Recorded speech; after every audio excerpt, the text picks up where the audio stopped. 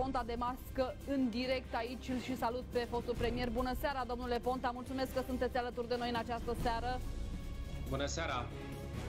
Aici la România TV demascăm în direct așadar 5 gafe majore. Ce s-a ascuns până acum populației? De ce a fost demis profesorul Adrian Străinu Cercel? Ce jocuri se fac în spate? Ce măsuri de austeritate se pregătesc acum?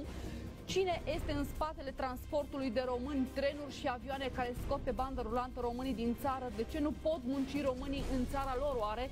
Sunt imagini dramatice de la fermele cu sclavi, așadar cu sclavii români.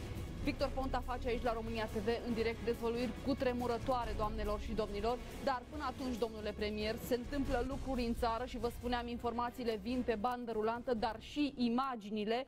Și aș vrea să vă arăt ce se întâmplă în aceste momente în Prahova, unde, iată, oamenii sunt luați și duși pentru că au fost confirmați cu coronavirus. Haideți să vedem imaginile momentului. Uitați-vă abuzul statului român. Deci oameni sănătoși și duce la spital, domnilor. Ok, fără tratament.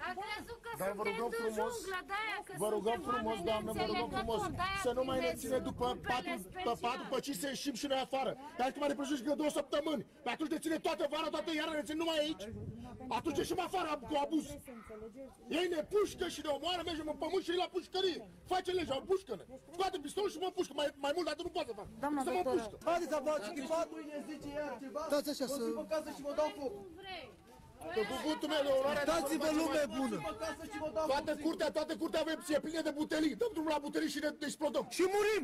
Dacă asta dă statul român, ne omorâm. Ne omorâm și scăpați de noi. Dacă faceți abuz cu noi, ne omorâm aici. Să moară și copii, să moară toți. Dacă ne faceți ceva care ei nu are, să puneți manevre pe ei degeaba. Și ei nu se simte niciun copil rău. Și să puneți acolo. Uitați-vă, oameni buni. Dăm drumul la butelii și ne omorâm în casă. Oameni sănătoși și duce la spital. Uitați, domnule, ce plânge copiii de frică. Nu vrea să se... Dar nu știu de ce luați copiii mei. Luați-vă pe mine, dar nu copiii mei. Uite, nu avem boală, nu avem nimic, doamne. Nu luați copiii mei, mă rog frumos. Hai, du-te că nu vă face nimic. Nu vă face nimic, hai, Dănuță, gata. Vă dat pe 7 zile, nu mai plânge. Nu mai plânge, nu vă face nimica. Nu face nimic. Nu face nimic. Hai, Nimicu, haide. Uitați, domnule, oamenii sănătoși care pleacă la spital. Uitați-vă, domnule, oamenii sănătoși care pleacă la spital. Uitați, minori de 10 ani plânge. Mâine să veniți să ne luați pe toți. Du-te, Dănuță. Vă rog, vă rog, vă rog. Să ne iei pe toți. De la cald. 30. Mamă, Pe 30, e să ne iei pe toți. Mă, mascatule, să vii mâine să ne iei pe toți. Și uitați abuzul lui statul român, duce oameni sănătoși la spital, uitați! Eu mă dau foc în cazul copiii mei. Vă promit că o să murim cu toți aici! O să murim cu toți, o să murim! O să ne omorâm noi, datorită la stat și la poliție! Ai grijă de copii! Abuzul care face cu noi! Să nu te sperii! Că hai, aveți grijă! Că nu-i dau foc! Haideți!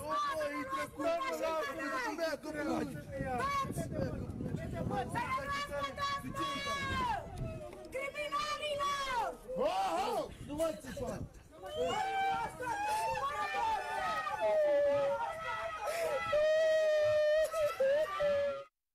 Sunt imaginile momentului, doamnelor și domnilor, imagini care, iată, au venit din Prahova, filmate cu puțin timp în urmă. La Ploiești se întâmplă asta, domnule Victor Ponta. Oamenii, ați văzut și dumneavoastră, sunt disperați. Este vorba despre oameni care au fost confirmați cu coronavirus, sunt asimptomatici, tocmai de asta și spuneau cei de acolo că sunt oameni sănătoși, adică n-au niciun simptom, dar trebuie duși la spital, numai că n-au fost pregătiți pentru așa ceva și ați văzut cum reacționează.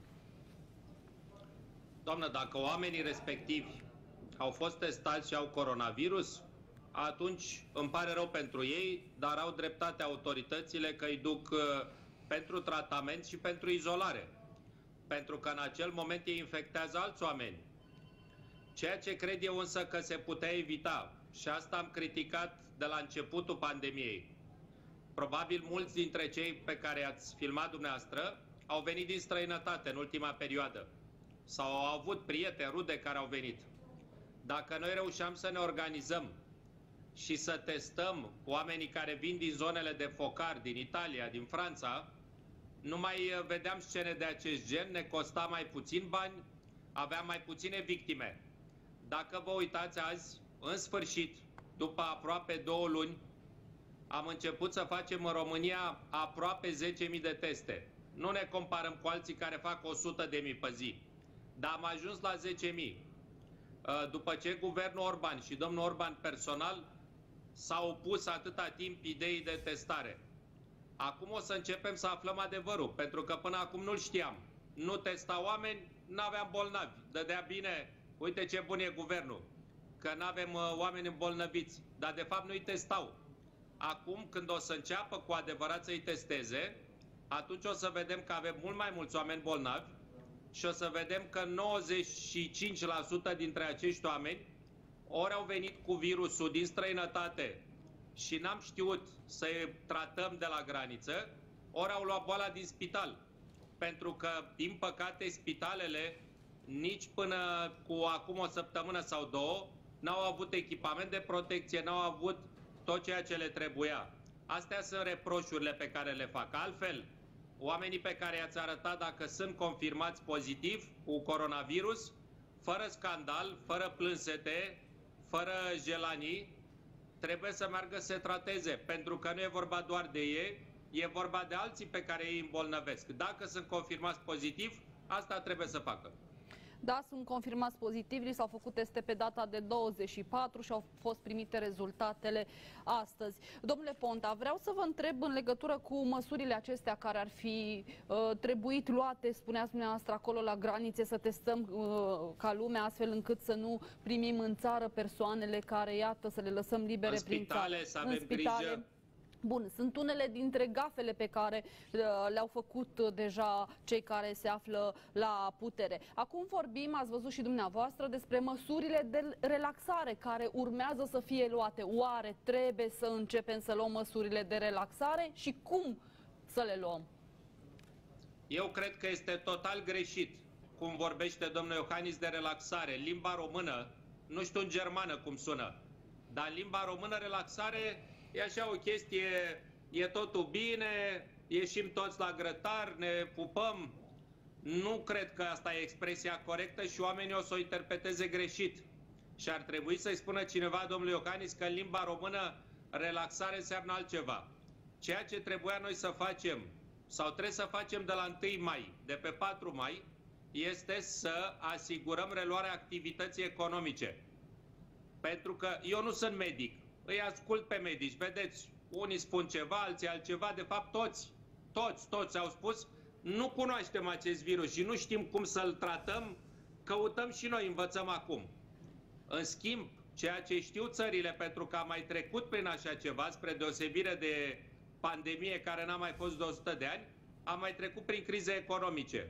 Toți care se uită acum la dumneavoastră la televizor, noi toți, ne aducem aminte de 2009-2010. Au mai fost înainte crize economice. Mulți se aduc aminte de 89, când aveam mâncare, când erau condiții foarte dificile. Deci dacă mă întrebați, fără să vorbesc de partea medicală, de partea de pregătire, de faptul că PNL-ul vorbea de alegeri anticipate când deja mureau oamenii în Italia pe capete.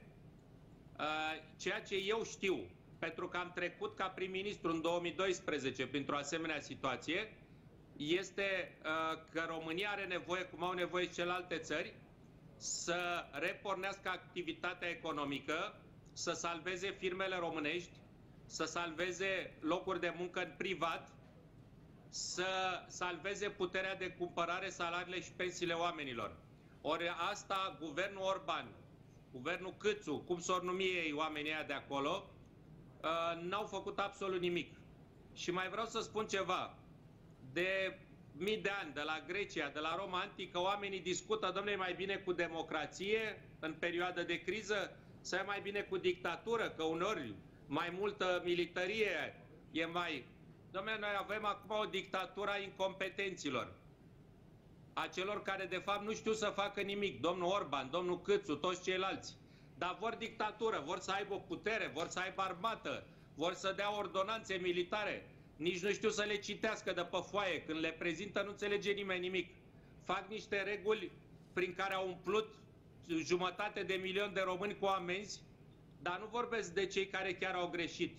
Vorbesc de cei care pur și simplu nu au înțeles ce înseamnă, se interpretează ce au scris pe acolo. Și atâta timp cât le spui oamenilor, stați în casă, nu mergeți la muncă, dar în schimb mergeți la muncă în Germania sau în Anglia sau în Austria să serviți bătrâni acolo, lucrurile astea nu merg în direcția bună și ne va costa foarte mult ca societate. Da, am văzut trenul special pentru Austria pus la dispoziție, am văzut și avioanele care au plecat către Germania, dar revenind la repornirea economiei, domnule Ponta, ce credeți că ar trebui să facă? Împrumuturile ar fi o soluție acum? Adică să ia împrumuturi și să investească, să bage banii aceștia în investiții, să redeschidă șantiere? Ce ar trebui să facă? Haideți să ne uităm în mod concret. A adoptat Parlamentul de 2 ori legea prin care ajutam firmele românești pe perioada stării de urgență legat de plata taxelor, impozitelor și a ratelor la bancă.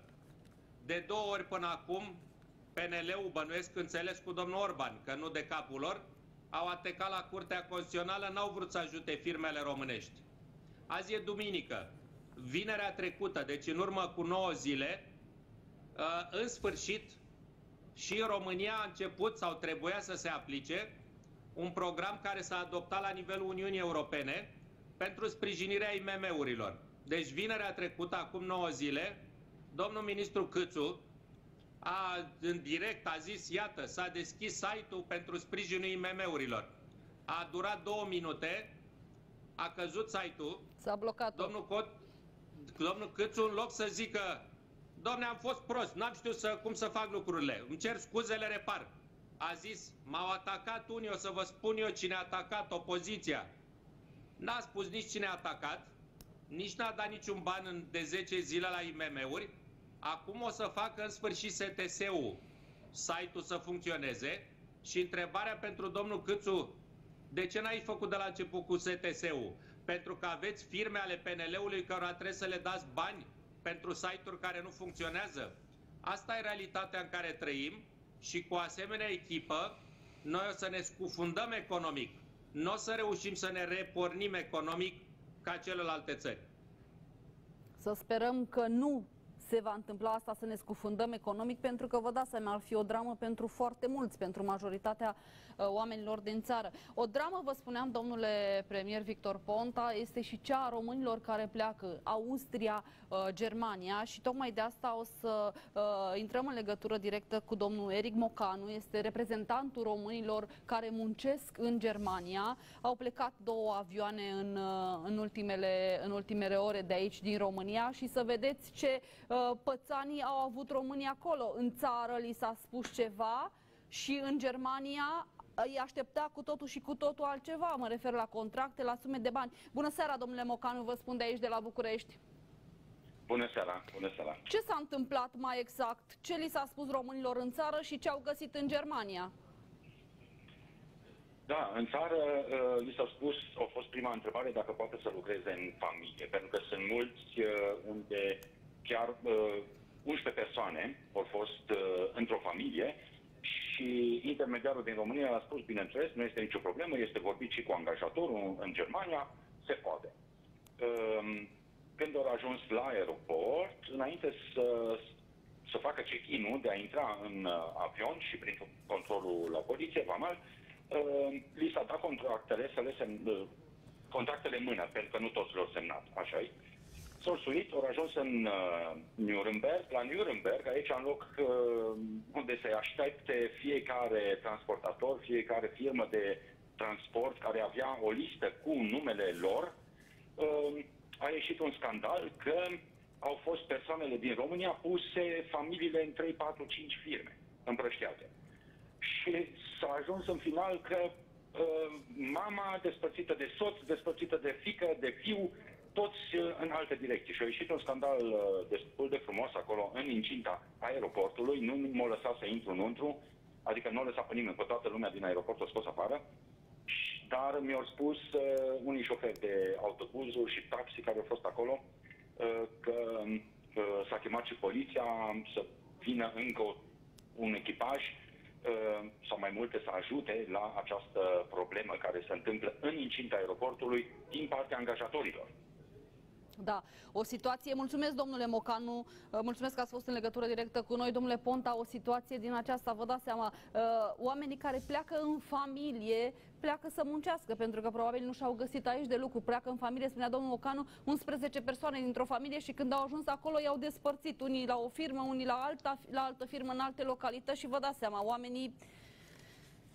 Doamna Gheorghe, eu de ce vorbesc de faptul că avem o dictatură a incompetenților? Scandalul cu românii care pleacă în străinătate la munci agricole nu e de azi, nu e de ieri, nu e de săptămâna asta. Au plecat oameni înainte de Paște, au plecat în ziua de Paște, pleacă și azi. Deci nu e ceva nou. În schimb, pentru domnul Orban, pentru doamna ministru a muncii, nu e nicio problemă, nu interesează, nu dau doi bani.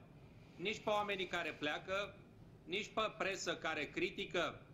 Ce am criticat și noi opoziția și am spus, domne, am fost prim-ministru, da, și pe vremea mea plecau oameni la muncă. Nu era pandemie când eram eu prim-ministru, dar plecau oameni la muncă. Nu trebuie să oprim românii să meargă la muncă.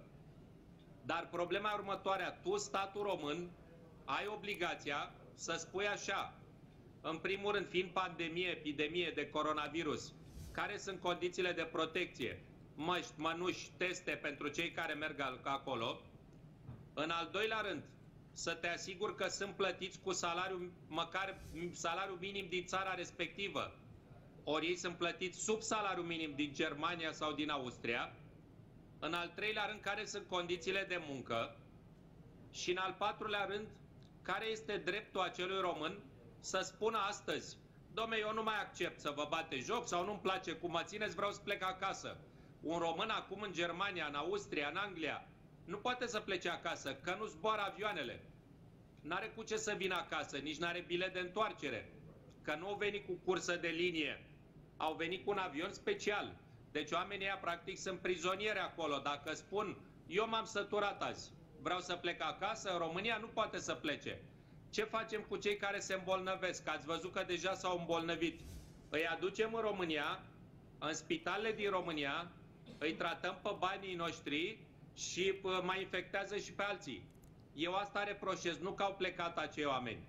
Am reproșat în primul rând că n-ai voie să spui românilor, în România n-ai voie să muncești, dar în Germania sau în Austria sau în Anglia, da?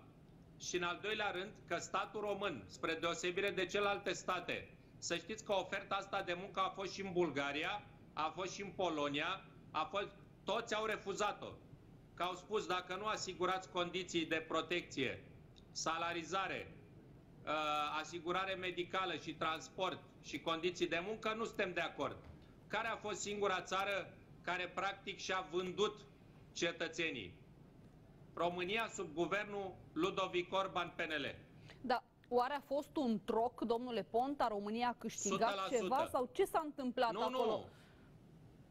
Domnul Orban sau pe guvernul a câștigat ceva, crezând ei că dacă se comportă așa slugarnic față de guvernele din Europa, o să le fie bine. Dar vreau să vă asigur, am lucrat atâția ani în diverse poziții publice.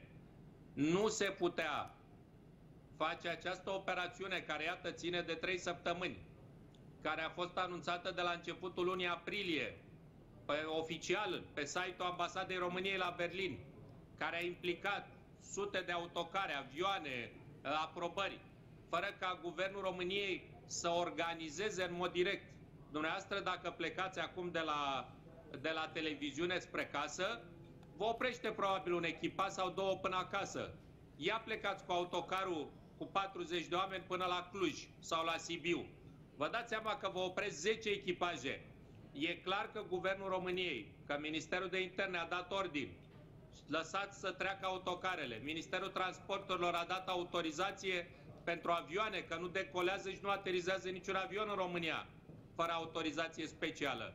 Înțeleg că au plecat cu autocarele în Slovenia, 300 de oameni. Dom'le, Acum avem nevoie de oameni în România, în agricultură. Avem nevoie să ne relansăm economic. Și guvernul nostru exportă oameni, exportă bușteni și exportă grâu. Asta totul este împotriva interesului României. Măsuri de austeritate credeți că vor fi luate? Adică probabil o să trecem cu siguranță, cu greutate, o să trecem cu greu, o să trecem și de pandemia aceasta. Dar ce va urma după? Pentru că mulți oameni se întreabă ce va urma după. Vorbeați dumneavoastră despre grâu, vedeam că este secetă, oamenii se gândesc automat la foamete. Ce va fi după această pandemie? Doamne, știu cu siguranță că domnul Câțu cu domnul Orban au spus și în guvern și peste tot că nu o să dea oamenilor pensiile mărite conform legii, că nu o să dea legea care e aprobată deja și promulgată privind alocațiile pentru copii, deși în această perioadă e cea mai mare nevoie de bani pentru copii. Banii ăia nu ia cineva să-i pună la ciorap sau să-i pună la bancă, îi cheltuie pentru copii. Evident că așteaptă să treacă alegerile, până atunci se vor împrumuta la dobânzi din ce în ce mai mari, pentru că în fiecare zi auzim că o altă agenție de rating downgradează, trimite România la un nivel mai jos, ceea ce înseamnă dobânzi mai mari. Și domnul Câțu, în loc să fie ministru de finanțe să spună adevărul, doamne, asta e o veste rea, să vedem cum să facem, vine și minte. E foarte bine. Ce dacă plătim dobânzi mai mari? E foarte bine. După alegeri, ăsta e planul PNL-ului. Să ducă alegerile cât mai repede, până atunci să prumute bani și după aceea va veni potopul. Cum a fost în 2010, după alegerile din 2009. Sper că n-ați uitat, nu? În 2009 ne spunea toată lumea, nu e criză, nu avem nevoie de FMI, nu ne atingem de nimic, nu tăiem salarii, pensii. Au votat, oamenii au pus ștampila, au rămas aceiași. Așteptați-vă ca domnul Orban și domnul Câțu să facă exact ce s-a întâmplat și în 2010. Dar totuși dacă urmează o perioadă electorală, că deocamdată nu știm exact când vor fi alegerile, fie ele locale, fie ele parlamentare, dacă urmează această perioadă electorală, nu o să încerce să facă tot posibilul să dea totuși ceva, să dea la pensii, să dea la salarii, adică să nu taie. Vor împrumuta niște bani, vor da ceva acum așa ca să nu piardă voturi, că vedeți că atât îi interesează. Pe ei nu interesează ieșirea României din criză, pe ei interesează scorul lor electoral. Asta făceau și în luna martie. Nu interesa să ne pregătim pentru epidemia de coronavirus. Pe ei interesa să facă alegeri anticipate. La fel îi interesează și acum, după care a doua zi după alegeri o să vină nota de plată, însă nu va veni pentru cei care i-au susținut pe actualul guvern. Firme internaționale, tot felul de interese. Nota de plată va fi plătită tot de românul amărât, ca de fiecare dată. Vedeam, domnule Ponta, aveam aseară aici la România TV o discuție cu pensionarii, cu liderii pensionarilor și spunea un alt dintre doamne, dar și profesorul Anton Hader, 25-30 de lei kilogramul de roșii în piețe, iar un ardei, atenție, un ardei, nu mi-a venit să cred și am verificat astăzi, a ajuns să coste 5 lei, spunea doamna Stanca Constantinescu de la Cluj. Cum așa ceva, domnule Ponta, un ardei să coste 5 lei? Stați să vedeți ce prețuri vor fi după această vară. Știți foarte bine că acum avem o secetă cumplită, că nu s-au plătit subvențiile, nu s-au dat banii pentru cei care lucrează în agricultură și foarte multe județe care de obicei produceau mult în agricultura din România, oamenii sunt blocați, nu se pot deplasa între diverse sate, orașe, nu pot să angajeze oameni. Deci agricultura românească va fi total distrusă de secetă și de guvernul României, care practic îi ia și oamenii, îi trimite în Germania și în alte țări și nu îi dă sprijinul financiar ca să reziste. Și atunci așteptați-vă ca toată mâncarea din România să coste dublu, triplu, să crească prețurile cumplit, dacă nu se iau măsuri ca să salvăm agricultura și industria alimentară românească. Am avut o șansă și o avem încă, puțin timp, nu mult. În această perioadă din cauza epidemiei de coronavirus, nu am importat cașcaval din Italia, parizer din Spania, cartofi din Polonia. Era momentul în care Guvernul României să spună, iată, nu mai avem competiția asta cumplită cu alte țări care au subvenții mai mari de la Uniunea Europeană, care au tehnologie mai avansată, care lucrează cu români plătiți prost, nu ca la ei în țară. Haideți să sprijinim agricultura și industria alimentară românească. N-au făcut nimic dimpotrivă. Dimpotrivă, nu le-au dat banii la timp, nu-i sprijină cu subvenții și cu credite și iau și pe oamenii care ar putea să lucreze aici, îi trimit în străinătate. Asta e o crimă împotriva României și o să vedeți că agricultura, industria alimentară din Italia, din Spania, din Franța își va reveni în acest an. Vor fi din nou în toate supermarketurile din România numai produse de import și atunci cine mai poate să producă în România dacă în această perioadă noi ne-am distrus agricultura și alții și-au pregătit-o cu mâinile românilor care lucrează acolo. Domnule Ponta, sunt informațiile momentului. Alături de noi aici la România TV, în direct, Ministrul Sănătății, domnul Nelu Tătaru. Vin informațiile așadar, doamnelor și domnilor.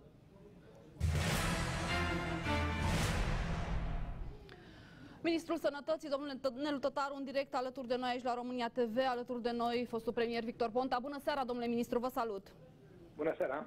Domnule ministru, vorbim despre măsurile de relaxare care ar urma să fie luate începând cu 15 mai. Vreau să ne spuneți în acest moment concret în ce situație ne aflăm. Am atins vârful pandemiei? Suntem în vârf deja sau începem să scădem? Care este concluzia, domnule ministru? Nu l-am atins. Eu, ca ministru al Sănătății, nu vreau să mă gândesc încă la măsuri de relaxare. Suntem încă în cele 70 zile în care facem o evaluare a evoluției pandemiei după sărbătorile pascale. Dacă ați putut observa, începând de luni, am avut un număr de cazuri care a variat în funcție de zi. Am avut, cum spunem noi, îndins de fierăstrău. Am plecat cu 190 de cazuri luni. Astăzi avem 401 cazuri noi. Avem peste 11.000 de persoane infectate cu HIV. Avem peste 3.000 de vindecați, avem și peste 600 de decese.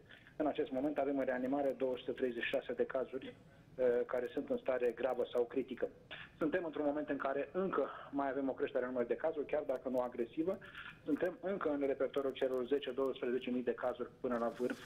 Rămâne, ca și moment de reevaluare, zilnic focarele pe care se desfășoară în acest moment în personalul medical, în unitățile spitalicești, în zonele instituționalizate, cât și în personalul de supraveghere din aceste instituții.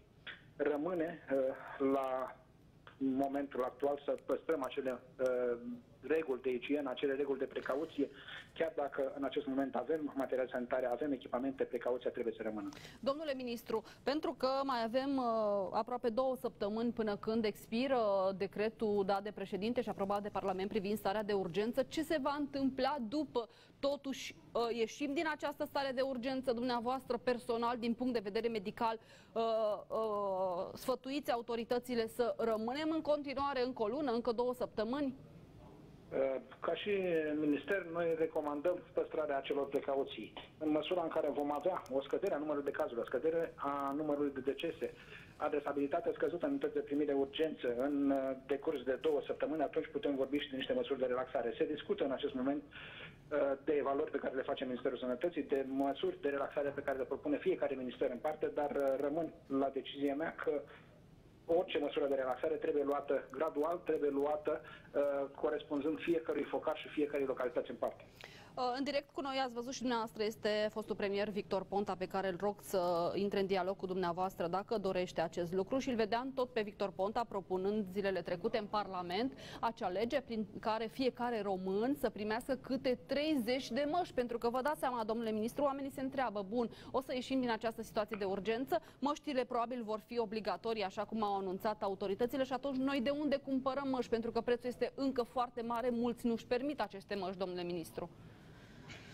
Da, după cum știți și dumneavoastră, a fost o perioadă când, într-adevăr, nu au existat nici pe piața europeană, când a fost o luptă acerbă pe piața sud-coreeană sau chineză. Au început la noi să se reprofileze anumiți întreprinzători, să producă, dar la nivel scăzut. Există în acest moment în depozitele Unifarmului aceste materiale, rămâne ca spitalele cât și farmaciile de circuit deschis să le achiziționeze. Când va ajunge momentul relaxării, într-adevăr, va fi o primă fază în care în spațiile închise sau în mijloace de transport în comun se va porta mască, dar, mă repet, încă n-am ajuns acel moment și eu sper că tot ce înseamnă depozite, tot ce înseamnă farmacii cu circuit deschis, tot ce înseamnă unități sanitare să-și poată aprovizionea, să facă stocuri. Vă rog, domnule Ponta, dacă aveți vreo întrebare pentru domnul ministru Nelu Tătaru. În primul rând, eu vreau să încercăm să folosim toți alți termeni decât cel de relaxare. În limba română, măsuri de relaxare sună că putem toți să ieșim pe stradă și să trăim ca înainte, ceea ce înțeleg de la toți medicii. Și domnul ministru al Sănătății spune foarte corect, nu e adevărat. O să mai avem săptămâni, poate luni de zile, în care trebuie să păstrăm anumite restricții pe care nu le aveam înainte. Deci termenul de relaxare este greșit. Ceea ce a cerut toată lumea și eu am cerut la votul din Parlament a fost capacitatea și repornirea economiei românești cu păstrarea acestor condiții restrictive. Poate la Suceava nu putem să pornim acum economia, dar în alte zone putem să o pornim. Folosim mască, folosim mănuși, nu mergem în locuri aglomerate, nu trăim exact ca înainte. O singură întrebare am pentru domnul ministru. Eu n-am reușit să înțeleg și probabil foarte mulți oameni n-au înțeles. De ce l-a dat afară până la urmă pe domnul profesor Străinu Cercel? Că a scris în luna februarie ceva cu care eu oricum nu sunt de acord, dar n-a impus. Eu știu că doctorii propun. Dar, de exemplu, domnul ministru propune acum să stăm cât mai mult în starea asta de restricție.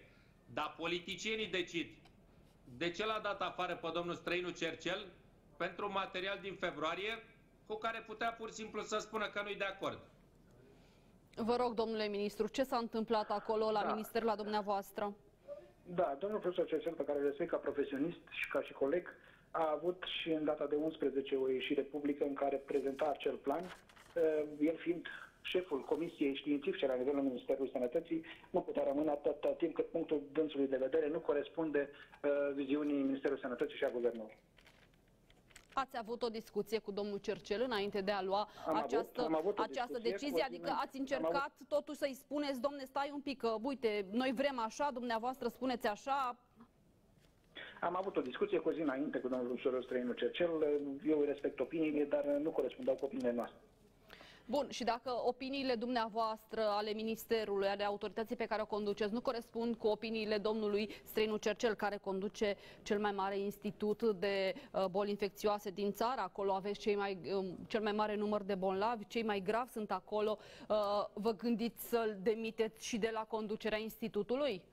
Nu, am avut o decizie pe care am și luat-o, a fost demiterea din Comitetul Științific, din funcția de președinte. Restul sunt clinici de boli infecțioase în care ne-am pus baza, că este la Timișoara, că sunt cele două din București, Cluj, Iași sau Constanța. Fiecare dintre ei sunt un corp medical care și-au făcut datoria. Domnule Ponta, sunteți mulțumit de răspunsul domnului ministru Nelu Tătaru? Domnul ministru a dat un răspuns diplomatic.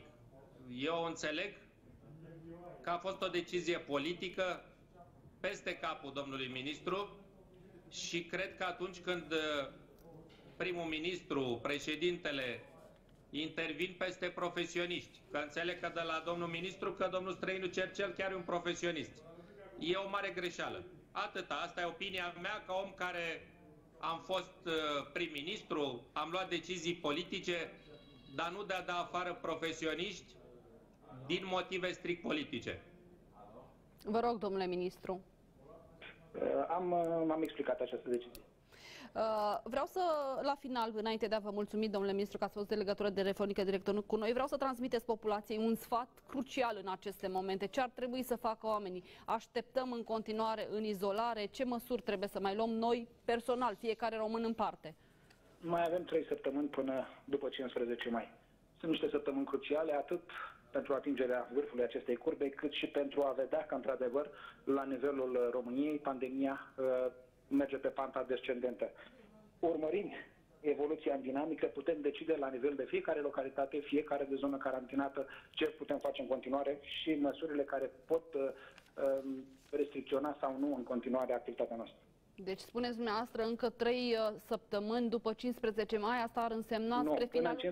Până în 15 mai mai avem 3 săptămâni. Am înțeles că după 15 mai așa v-ați exprimat dumneavoastră. Mai pot adresa o întrebare? Vă rog, domnule Ponta, vă rog, dacă domnul ministru e de acord și rămâne în legătură de foarte scurt. Da, vă rog. Sunt și deputați și guvernul, ministrii răspund în fața Parlamentului. Vreau să-l întreb pe domnul ministru dacă la un moment dat, nu astă seară, nu mâine, nu în 3 zile, dar la un moment dat, poate în luna mai, va prezenta Parlamentului un raport despre ce s-a întâmplat la Suceava, pentru că acolo au murit cei mai mulți oameni, acolo a fost o catastrofă medicală și umană și cred că la un moment dat trebuie să știm toți adevărul ca să nu repetăm greșelile acelea. Veți face un raport Parlamentului despre situația de la Suceava, domnule ministru?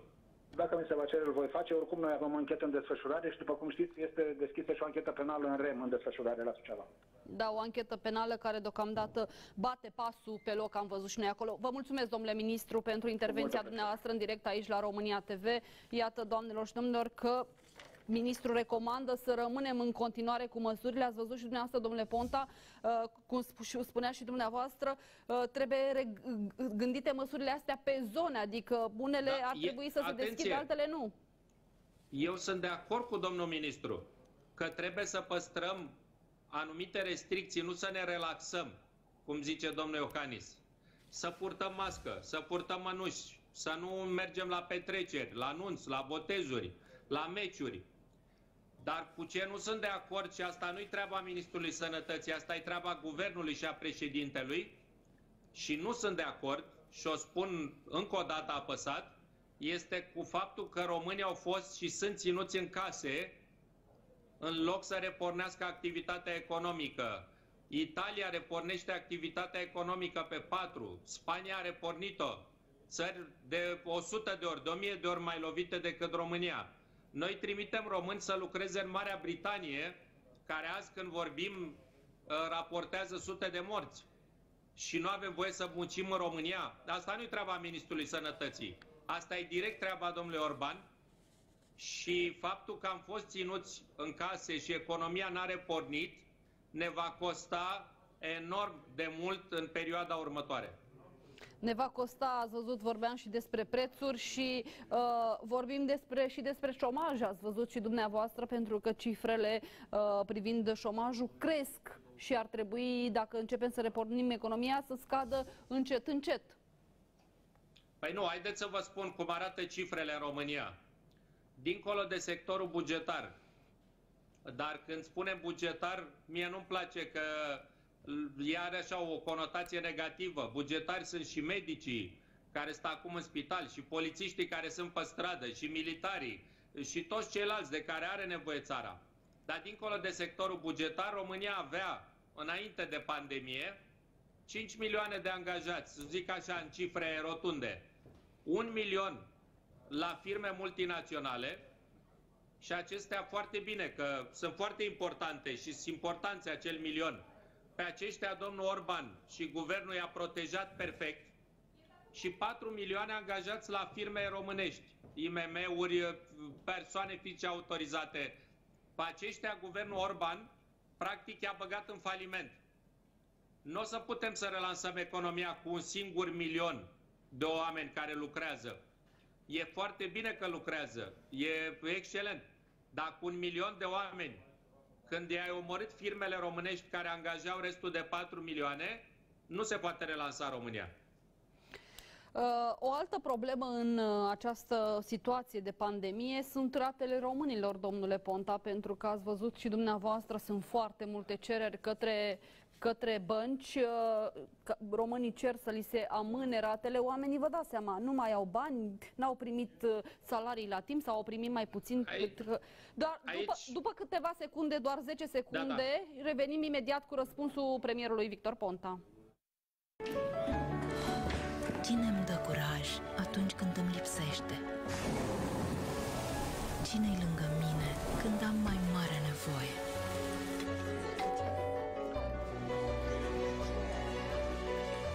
Cine mă cunoaște mai bine decât mă cunosc eu însă? Tu ești. Mulțumește-i cu Merci, o colecție atent aleasă cu 8 sortimente de ciocolată fină europeană. Ce se întâmplă cu ratele românilor către bănci? Sunt zeci de mii de solicitări către bănci, astfel încât oamenii să amâne ratele, domnule Ponta. Băncile răspund uneori cu întârziere, alteori nu răspund. Avem și noi mesaje de la tot felul de oameni care ne scriu ce-i de făcut. Aici, cum să vă spun, lucrurile au fost, așa, pe înțelesul tuturor, pe față, pe față. Parlamentul a votat de 2 ori, nu odată.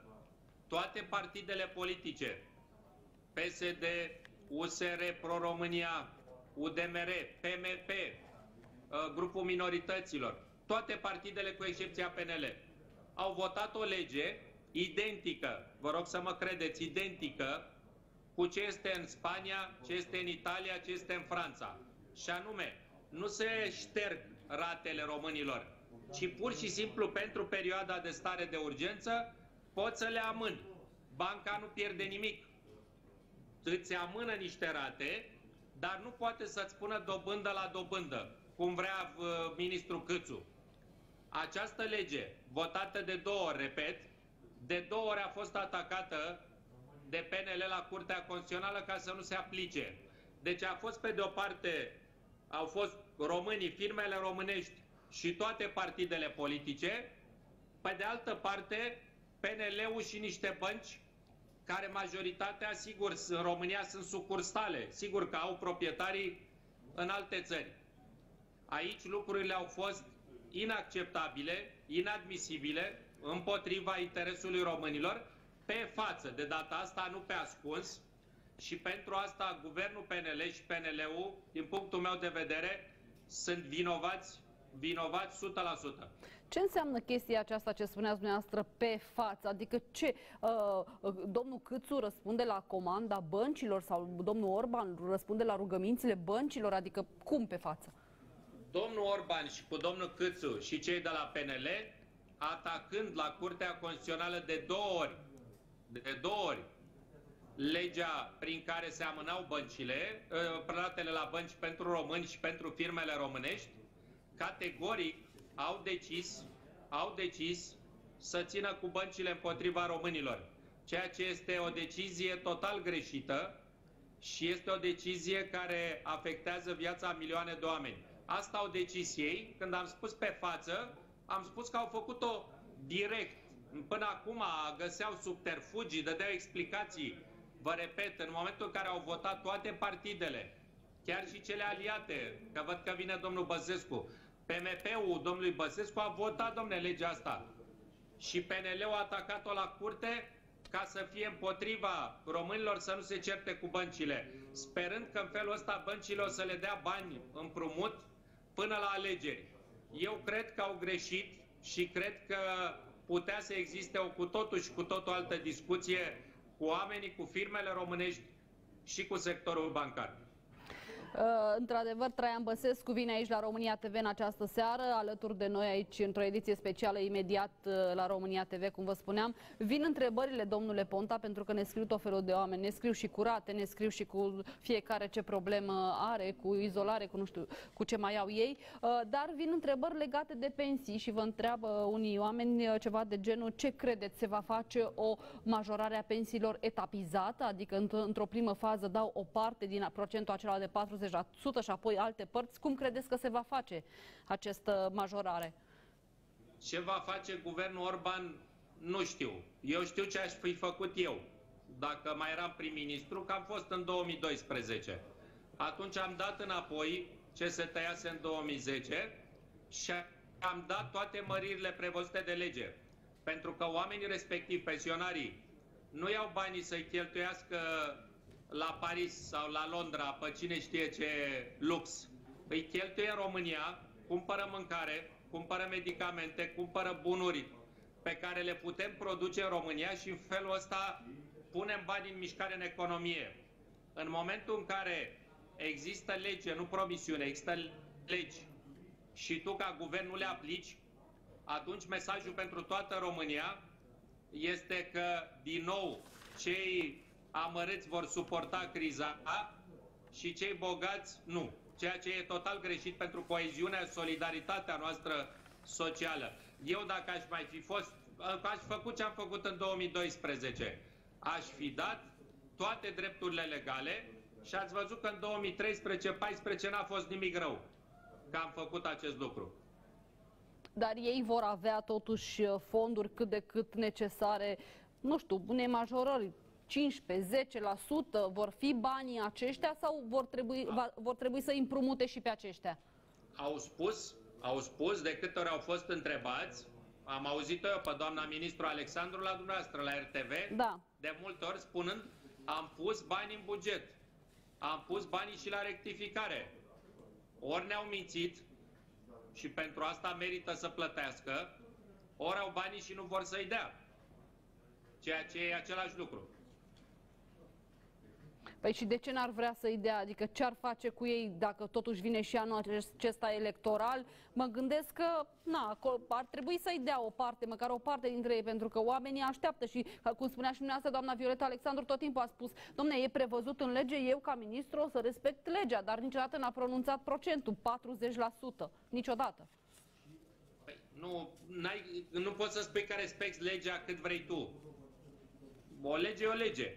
Nu poți să o respecti un pic, mai mult sau mai puțin. O respecti sau nu o respecti. În acest moment însă, din păcate, avem la Ministerul de Finanțe și vă spun din nou, în 2012 am avut un ministru de finanțe, domnul Florin Georgescu, care știa carte, care știa să lucreze, care ceea ce spunea era adevărat și care nu era interesat de candidaturi și de voturi. Așa am reușit să ieșim din criză și așa am pus România, din punct de vedere economic, într-o direcție bună. Domnul Câțu, din păcate, nu știe nici carte, vrea numai politică și are un discurs care se referă doar la voturi. Deci eu n-am nicio încredere cu un asemenea ministru de finanțe că românii vor avea o economie funcțională și vor avea bani. Dimpotrivă, ne va fi în fiecare zi mai rău. Până schimbăm această echipă și eu mi-aș dori și aș susține, aș vota oricând un alt guvern, un guvern de criză economică format din profesioniști în locul celor actuali care au dovedit că nu sunt în stare. Și premierul are cine să fie în guvernul ăsta de criză? Pe scurt, și o să vă rog să rămâneți și în continuare alături de noi.